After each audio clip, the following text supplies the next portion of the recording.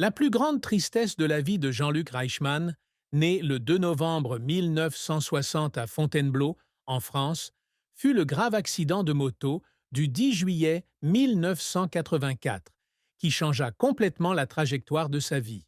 Élevé à Toulouse dans une famille de la classe moyenne, par son père Pierre Reichmann, directeur du supermarché Mammouth, et sa mère Josette, Reichmann était un combattant de karaté Shotokan-ryu de haut niveau, atteignant 2 fois la finale du championnat de France à 17 et 18 ans. Cependant, l'accident lui a laissé une rate manquante, plusieurs os cassés et une longue vie en fauteuil roulant, mettant fin à ses rêves sportifs.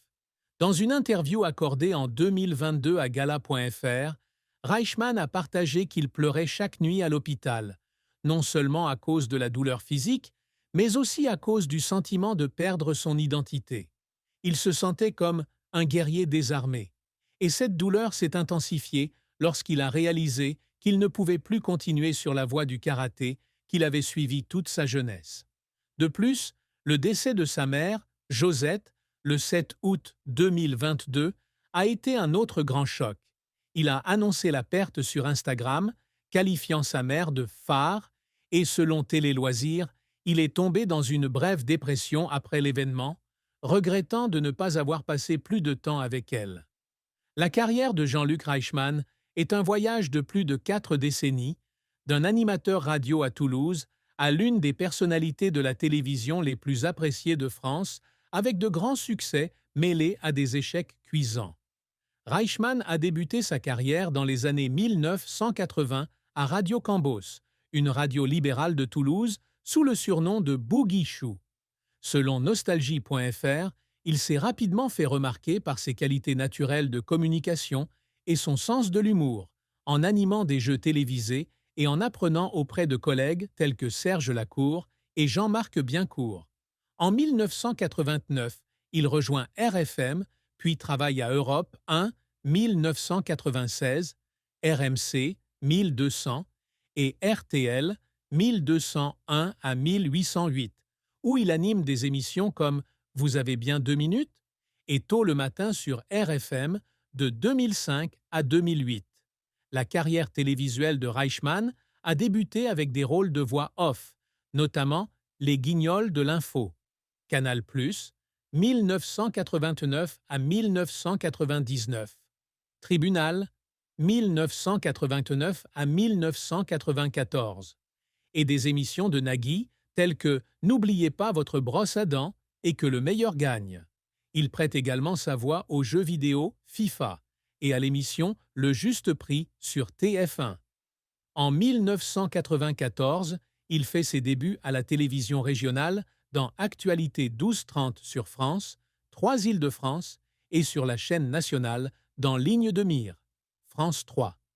Le tournant se produit en 1995 lorsqu'il anime Le Trophée Campus et les Amours sur France 2, une émission sur les couples diffusée jusqu'en 2000 qui fait de lui une figure incontournable du public français. Selon Wikipédia, Les Aides-Amours est très bien noté, attirant régulièrement des millions de téléspectateurs chaque jour. En 2001, Reichmann rejoint TF1 pour animer Attention à la marche, une émission qu'il a lui-même conçue qui réalise 40% de part d'audience. Cependant, l'émission a été annulée en 2010 en raison de la concurrence féroce de Tout le monde veut prendre sa place de France 2. Cet échec, selon Le Figaro, a laissé Reichmann en larmes dans le studio avec le sentiment qu'une partie de sa passion avait été effacée. Sans se laisser décourager, il lance le 28 juin 2010 les 12 coups de midi, un jeu télévisé basé sur Crésus de Vincent Lagaffe. Les 12 coups de midi sont devenus un phénomène culturel attirant 3 à 4 millions de téléspectateurs par jour, avec une part de marché de 30 à 35%, et ont été considérés comme l'émission de divertissement la plus réussie de la télévision française pendant plus d'une décennie. Il a également animé d'autres émissions comme Au pied du mur, 2012 à 2014, Phénoménal, 2007, Identité, 2009 et C'est déjà Noël, 2018. En plus d'être animateur, Reichmann s'est également essayé au métier d'acteur.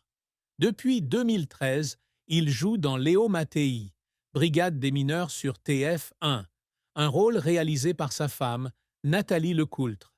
Il est également apparu dans Nestor Burma, 1995, Navarro, 1991, Le Monde est petit, 2008, Joséphine, Ange gardien, 2010, et Victor Sauvage, 2010-2011. En 2017, il coanime Danse avec les stars avec Sandrine Vérité, et en 2025, il revient à la radio avec On se tutoie. Sur Nostalgie, interview d'artistes tels que Jean-Louis Aubert et Michel Polnareff. Selon Télé 7 jours, Reichmann a pleuré de bonheur après la première diffusion de ce programme, ressentant un lien particulier avec le public à travers la radio, un média qu'il a toujours aimé. Cependant, tous les efforts n'ont pas été couronnés de succès. Son départ des grosses têtes sur RTL, après seulement un mois en 2022, a été un échec, car il estimait ne pas correspondre au style de l'émission.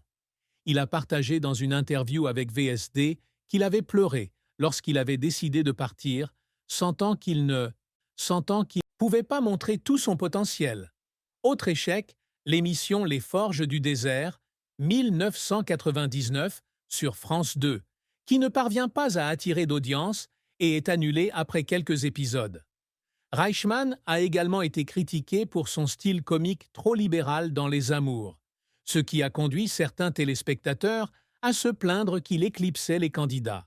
Cependant, sa persévérance et sa capacité à se connecter avec le public l'ont aidé à surmonter les difficultés, remportant le titre de présentateur préféré dans de nombreux sondages, Le Figaro. Les moments qui font pleurer Reichmann impliquent souvent un lien avec le public et les candidats. En 2023, alors qu'Emilien, candidat des 12 coups de midi, devient millionnaire et bat de nombreux records, Reichmann pleure en direct, ému par le parcours du jeune homme.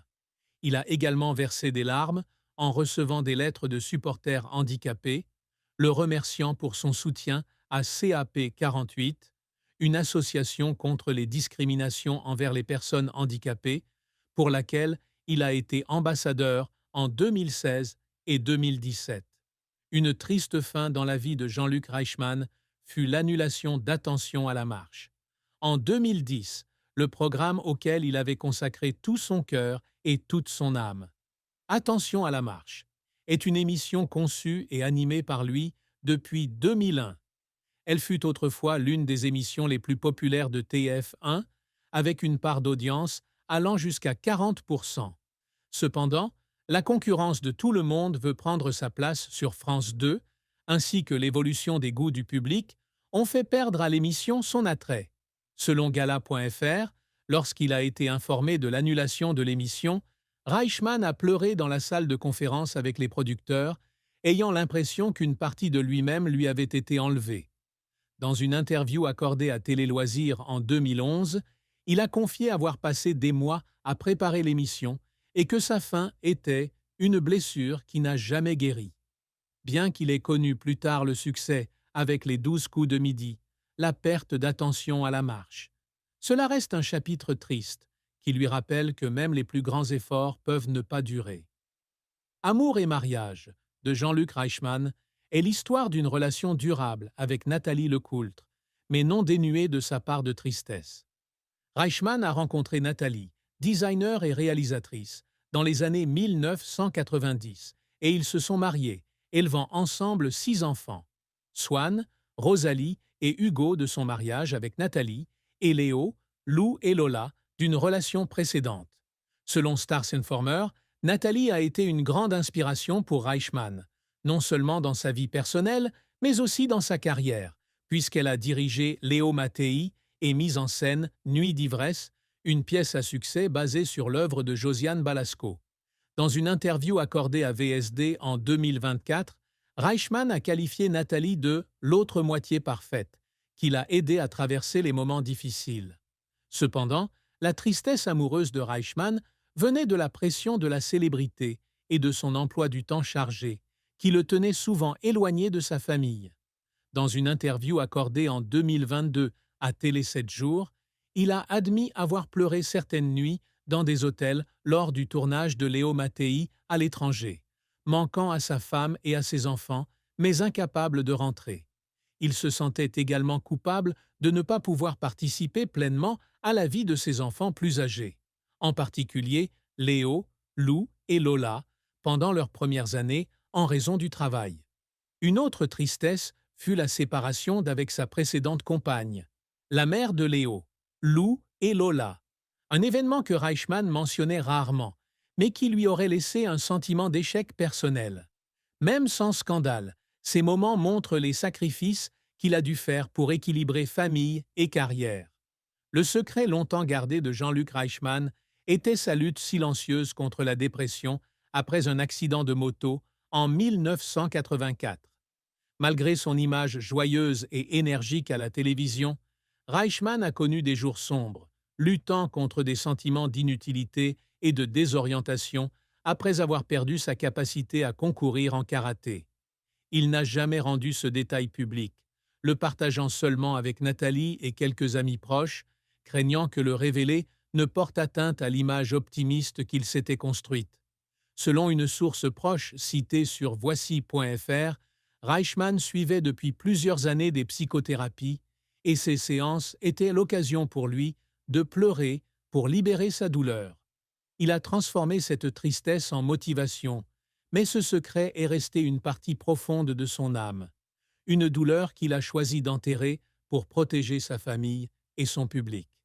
Les réalisations que poursuit Jean-Luc Reichmann ne sont pas seulement la renommée ou les récompenses, ou les